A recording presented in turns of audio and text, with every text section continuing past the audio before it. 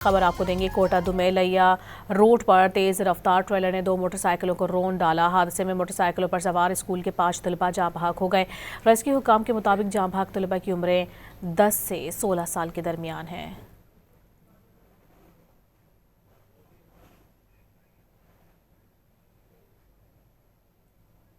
खबर आपको देंगे। कोटा दुमेलैया रोड पर तेज रफ्तार ट्रेलर ने 2 मोटरसाइकिलों को रौंद डाला। हादसे में मोटरसाइकिलों पर सवार स्कूल के 5 तलबा जाँ बहक हो गए। रेस्क्यू हुकाम के मुताबिक जाँ बहक तलबा की उम्रें 10 से 16 साल के दरमियान हैं।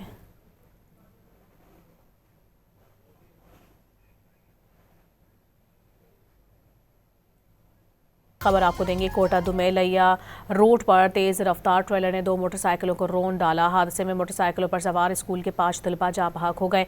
रेस्क्यू हुकाम के मुताबिक जाँ बहक तलबा की उम्रें 10 से 16 साल के दरमियान हैं।